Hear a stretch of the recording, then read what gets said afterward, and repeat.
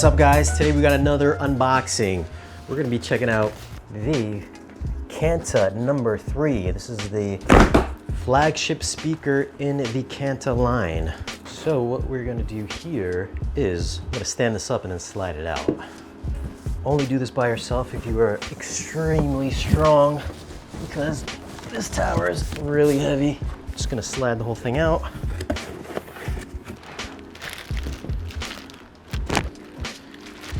It is 101 pounds. It's a beast, but look at that. Let's just tilt that back a little bit. Let's get some light on that. So what we have here is very similar to what's on the center channel. We have the same 6.5-inch mid-range driver up top here, all flex cones all the way through. We have the same beryllium dome tweeter, the IAL3 tweeter. Then we have two 8-inch woofers to handle all low frequency effects, all the low frequency bass. Frequency response on this guy goes down to 33 Hertz to 40K. Like I said, this is a pretty big tower. It is 58 inches tall by 19 inches wide by 29 inches deep. This again is a two-tone affair. The baffle has the same great looking sparkly gloss automotive finish up front. On the top, it's got a glass top. I do believe that's glass, with the Focal logo embedded under the glass. And on the sides, it's got the same wooden veneer as the center channel, nice shiny and glossy. Inside the box we have the same welcome packet as we got in the center channel. This looks like the mid-range grill, which would probably go up top. It attaches magnetically. And then we have this guy here, which covers both of these 8-inch woofers. Also magnetic. Let's talk about the design really quick on this. If you can see, if you get it from the angle there, it kind of like tilts back a little bit, and then the front kicks forward. Well, the top kicks forward, and then the bottom half kicks inwards. I do believe that is so it's angled so that the tweeter and the mid-range bass kind of will arrive at your ear at the same time. Could be wrong on that, but I do believe that's what the design philosophy is behind that. So, I mean, some people might feel differently about that, but I think it gives it quite a unique look. And on the front, there is a port up front as well. And then there is the Focal logo on the very bottom. On the back, let's take a look at the connections on the back here. You get the same binding posts, nice grippy texture. Just one set. This is not bi-wireable, so only one set. It's ported on the back, and it's also ported up front. Here we do, on the very bottom, we get some adjustable spike feet. So this is really nice. You can raise or lower the spikes just by turning the little knob there. So that's pretty sweet. I think the build quality on these speakers are actually like so nice.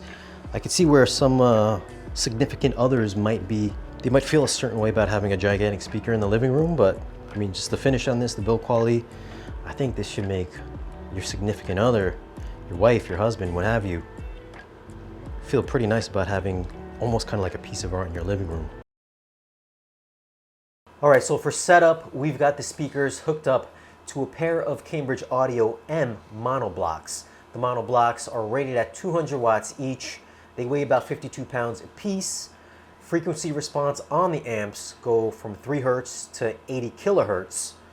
And for the preamps, we are using Cambridge Audio's own Edge NQ. And they sound fantastic. Those monoblocks are unbelievable. They do sound wonderful. If you want to check out the review for the NQ system, I have that on the channel, which I covered about a year ago. You can check that out. I'll leave a link up here in the video's description as well. First monoblock system we use, I really hope we use a lot more because they are very cool and they sound really good.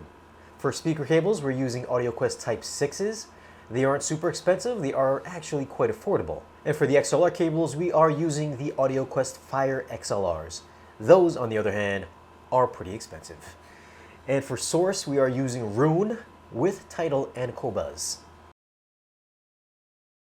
Disregard the AC because it's about 83 degrees in here, so you might hear the air conditioning in the background. We had it off while we were listening to the speakers, actually. So, sound quality, Bill, what were your thoughts? I think these speakers are much more unforgiving in terms of the recording quality you're listening to. I listened to, actually, while I was here unofficially. I put a bunch of stuff on just to hear. I'm a big fan of Buckethead and Primus. Great, sound quality. The Buckethead stuff was fantastic. Like really well mixed, well balanced, really nice low end, high end. And even though Buckethead is a guitar virtuoso, the guitar solos didn't hurt my ears. It didn't like give me ear fatigue. As far as the songs we normally listen to actually officially, grade our speakers. The high end on the Rolling Stones was really, really grating. I have to say that. When Keith Richards played the solo for Sympathy for the Devil, it's like an ice pick in your ear. I don't know if that's just a quality of the Beryllium tweeters. I don't want to say that because the Focals, the Sopra ones, didn't sound like that at all. They were bright, but they didn't hurt. So And we were cranking at the same levels, we were cranking the Sopra ones at the same exact level. I think these are newer tweeters in these Kantas. I mean, I could be wrong, but I think they're a newer iteration of them. But as far as like the treble quality, high end frequency response, they just seemed a lot brighter than the Sopras for really whatever is. reason. Yeah. Not to be, I don't want to speak badly of them, but the high end is very bright. I mean, and we talk about ear fatigue as a function of how bright or how grating that sound is. Maybe I'm used to listening to the softer fabric tweeters, like the silk tweeters, but I didn't find the Sopras to be this, ear piercing. Yeah, this is, like I said, I listened to some recordings. It sounded great. It wasn't across the board that every recording you listen to hurt your ears, but on recordings that were, when the engineer's just cranking that treble way up to the top of the board, you're going to hear it and you're going to pay for it with these speakers. Yeah, we're listening to Lenny Kravitz's song, "It Ain't Over Till It's Over." And there's a lot of sibilancy in his voice when he's singing the S's, and it's really strong with these speakers. Like, it's really like, it's like super strong, and we didn't hear that whatsoever with the Sopras at all. No, we got a little bit of it, but it's definitely softer on your ears. It wasn't quite as ear piercing. Well, in this song, he's he's a very breathy singer to begin with. In this song, it's really much more evident. But the breathiness it's just not breathy anymore. It's painful. It's really, really just too bright, like glass shattering. Which is weird because before we did the review, I sent him a couple articles and some reviews which had stated that the new tweeters in these speakers, or these speakers in general, have a very warm top end, which we just didn't find was the case whatsoever. We even watched a few YouTube videos. We're like, what are you guys listening to that we're missing here? He said, I just listened to these things, and yes, I know they have some time to break in. He said, but I'm not really seeing where these guys are finding these articles saying they're the warmest. And so I'm like, okay, I figured I'll give it my, wait till I hear him. And then, by the time I come to Shane's house to listen to these things, he's got, probably at least 50 to 100 hours of listening time on these things. And yeah, I can totally see what he says. We talked about speakers the other day that were, we talk about neutral versus bright versus, a lot of low end and things like that. And, these speakers, if they have a neutral recording, they sound neutral. But if you have a very top heavy, very bright recording, they sound very bright.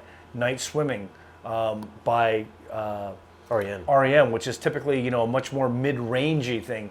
Even there, the strings, the violins, anything with a really super high pitch, it really, really stands out, and not always in a good way. I reached out to Cambridge Audio and got the monoblocks because I know that Cambridge Audio, from my listening in the past, they kind of lean somewhat warm. Mm-hmm. So I figured maybe this warm sound signature from the Cambridge amps would mix well with the the brighter profile on the Kantas. And yes, they did kind of tame the high end a little bit because prior to this, I had them hooked up to a Marantz integrated, the 30. I forgot the model number. I think it's the 30 something. But those are really edgy sounding. The Cambridge Audio definitely took the edge off of it, but it was still a little bit edgy. And we even threw in Focal partner name. Yep. We got the Unity in here as well. Didn't sound bad. Didn't sound bad at all. No, I'm actually looking forward to listening to it on some other speakers because it sounds like a pretty. It's got some really great potential. Yeah, but still a little edgy. Just edgier than what I like. I didn't get a chance to listen to the Marantz, and typically I'm a big fan of Marantz because Marantz has the HDAM, which typically warms up the sound, which is why I really like them for if I'm just strictly listening to music. I think Moran makes a really great product in, you know, that price range. I think a lot of it, you know, we talked about pairing the amp with the speakers. This is one of those things where you really need to pair these speakers, and I think they can be they're fantastic sounding with the right recording. And if you pair them with the proper power, A lot of people don't believe in that. no, I don't care. You know what?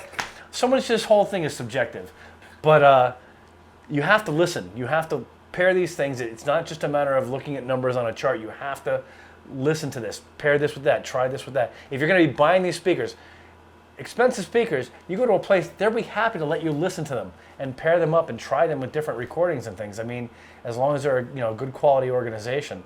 These particular speakers, very unforgiving. Let's talk about that mid-range. What do you think about the mid-range? Mid-range, when you played, we played Wonderwall, Ryan Adams, sounded great. Still had that really nice. These things have two 8-inch bass drivers and a 6-inch, 6.5-inch Mid-range, yeah. Yep. That sounded fantastic. The Ryan Adams, there's some brightness in it, but it's much more like acoustical type.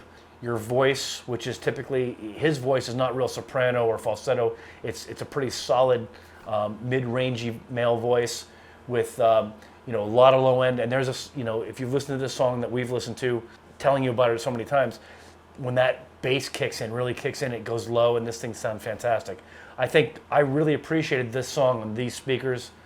I appreciated, like I said, the Buckethead stuff that I listened to, because of, you know, it was a very nice, even mix, very neutral mix. Well, let's talk about some of the some pop music that we played, just to test out the bass response. Yeah. I mean, yeah, I thought the mid-range was solid as well.